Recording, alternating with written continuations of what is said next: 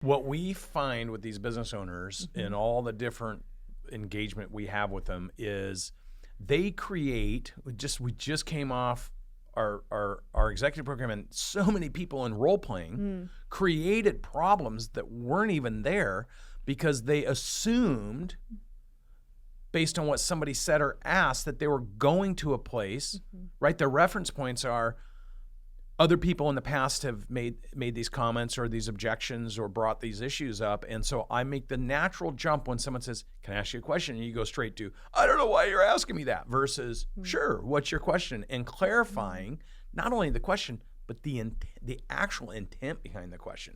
Well, you're such a good communicator naturally. And when people, especially at the executive summit, I don't have the same skill set that you do of just incredible communication. I don't mean to just blow, good sunshine over here. You just want to know when I'm going to do it at home? No, that's not true. You're a good communicator at home too, but you have this very innate skill of communication. And what makes me really excited about being able to share this 3-step process is it's not just magic. There is a process. There are 3 steps for how to acknowledge, motivate, and ask, to where you're including the person in the communication, you're shedding a vision, but you're able to include the other person if your communication is starting to derail a little bit. Yeah, or just even on the front end, like, a lot of this is what I would, if you want to be a remarkable salesperson, or everybody does, or a remarkable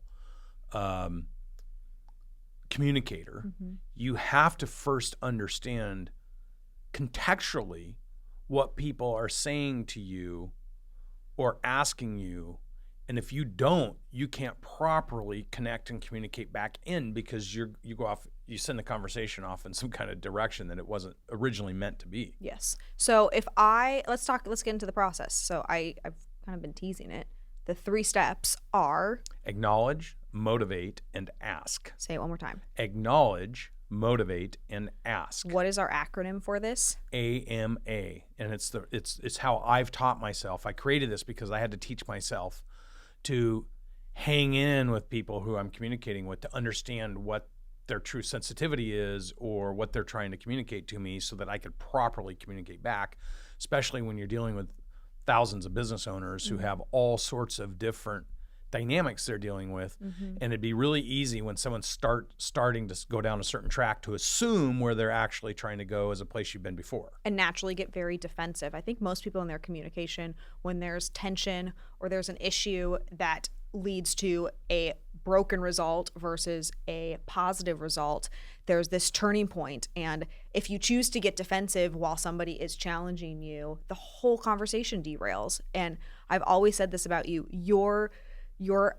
magic, your process, when you enter into a room, you take it upon yourself to make sure that you are the one that's communicating and changing the whole direction of where things need to go. And you use this in order to do this. And I filter everything people say to me through this, so that I'm not jumping to an improper conclusion or giving poor advice or guidance. So let's talk about the acknowledge. So step 1, acknowledge. Flesh that out for me. So the acknowledge component is when somebody says something. And I'll give you an example of what somebody said to me at the retreat. They said, I just can't hire, I'm finding that I just can't hire good employees. Like, good employees are so hard to find. And now you and I both know that people can only succeed to the extent that the leader is giving them clear direction, clear alignment, and clear inspiration to go succeed. So when somebody says they can't hire any good people, I already know it's because you're not an effective or inspirational leader. Well, and your response would not be, yes, you can, even though you know that's the answer. You acknowledged, so you acknowledged him. I remember this conversation well. And I said, so I want to make sure I'm hearing you correctly, because here's the thing. People tend to say things that are in their unconscious mind. Like, it just is an automatic response, because what you think is what you say is what you do becomes your legacy. So say that one more time. What you think about is what you talk about, no matter how much you try to hide it. And what you talk about is ultimately what you do. It's what happens around you or to you or from you. And then all that over your lifetime is ultimately your legacy. So if your legacy is that you can never hire and find and attract great people, you always talk about the fact that you can never hire, attract, and find great people. So therefore, if that's your thought, the moment you might find somebody who's remarkable, you're going to tell them, boy, I sure hope you work out because I can never hire or find great people. And if I'm a great person, I'm going to look at you and say, well, that's probably because of something you're doing. I don't know that I want to associate with that. And then you take people who actually could be remarkable in your life and you push them all away. But that's the cause and effect, right? So then you continue to reinforce that belief, because the good people aren't going to work with you because you're not the kind of person that would inspire a good person to do it. So when you're acknowledging somebody, when they're in the process of saying some broken belief, you can acknowledge them. I want to flesh this out. You can acknowledge them by not agreeing with, but restating and repeating what they're saying. Because what if that's not, because I've said that before. I've said, so I want to make sure what I'm hearing you say is that there aren't great people to be hired. And then you let them either agree or disagree. Now think about that the way I reframe the question. Instead of saying, so what I'm hearing you say is it's hard to hire or find good people. I'm saying, so I want to make sure I clearly understand what you're saying, because now I'm engaging them. I'm making them think. You're saying there's no good people that can be hired. And what would they say to that? Well, that's not what I said. Yeah. Well, that is what they said. That is what you said. Because what you didn't say is, I'm spending all my time and energy trying to find that one great person to hire. You said, I can't find or hire any great people. And there are no great people. So what you're saying is there's no great people? Or are you saying, because now I can go to the motivation, I can go to the acknowledge what they said, maybe reframe it. So this is step 2, motivate. Motivate. So I can say, so Natalie, if you believe there's not great people to be hired, how can you then find people who are looking to work for a great leader?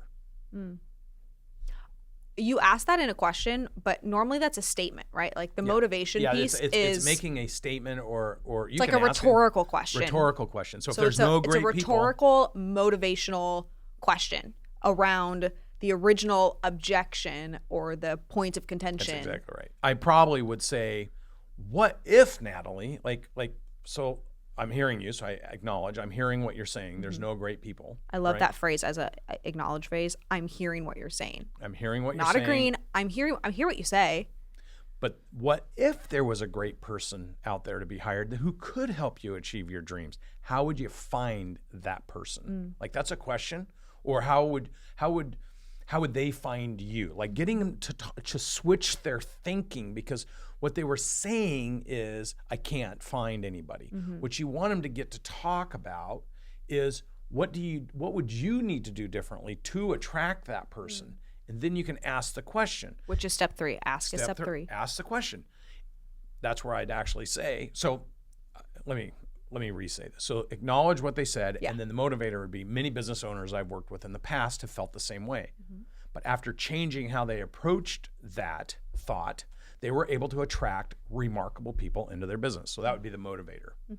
Then the question I would ask them is, if you changed your perspective and if you changed your mindset and found a way to attract remarkable people into your business, is that something you'd want to learn how to do? And what would a business owner say? Well, yes, of course I'd want to learn how to do that. Exactly. So the ask is what I heard you say. Yep. Or to clarify, this is what I'm hearing you say. No, acknowledge. Acknowledge. Yep. The second is a motivator. I've heard it's a great question, or it's a great comment, or it's a comment I hear all the time. In fact, many business owners had the same mindset, but when they learned the skills to attract great people, they were able to do it. Now my question, Natalie, is that a skill set you'd like to learn? Can we do this in another situation? Because Sure. I love fleshing this out in other areas. What other AMA situation do you want to role play with me, Brandon Dawson? Anything. Do you come up with it? How about, should I be an employee? Sure.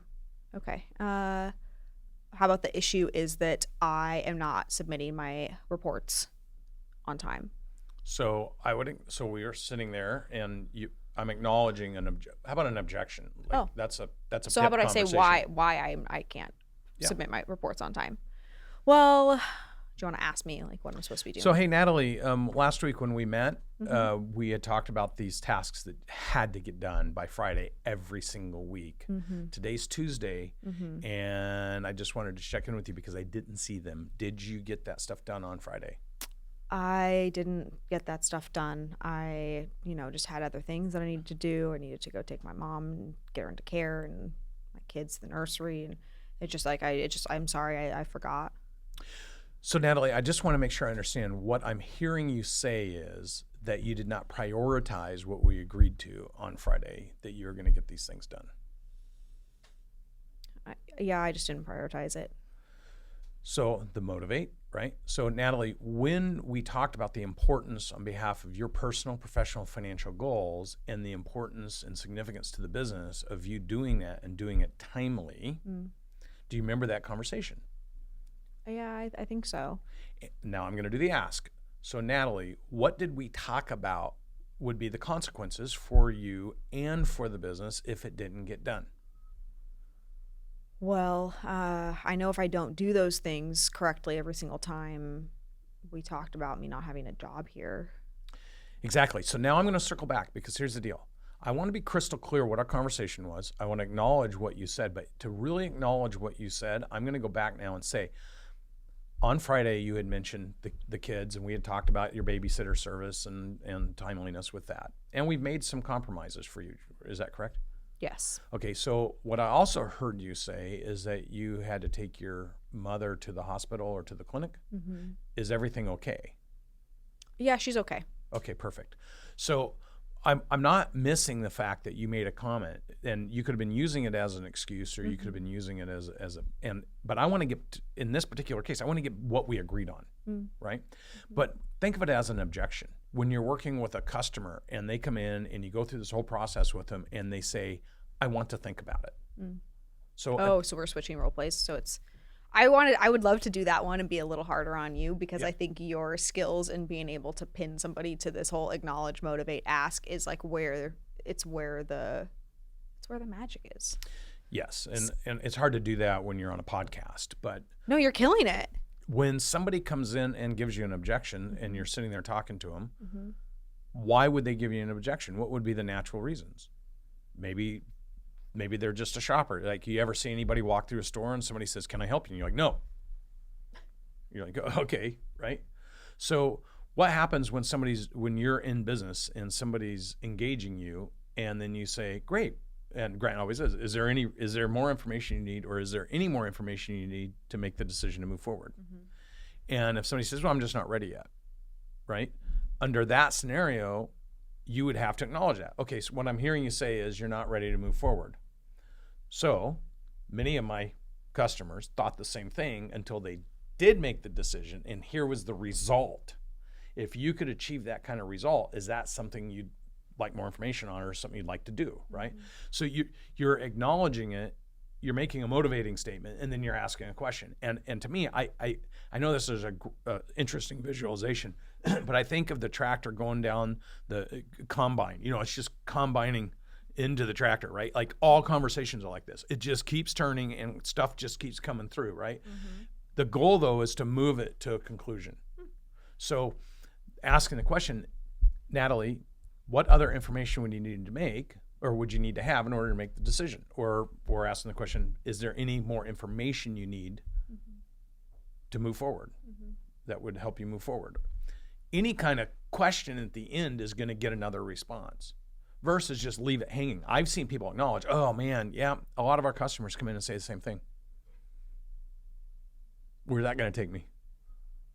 I don't know. What's the customer going to say if they say, well, I was thinking about this, but I'm still thinking about it. And I say, yeah, and I acknowledge it. Yeah. Now, many of our customers come in here and say the same thing. The customer's not going to buy. They're going to move on. Yeah.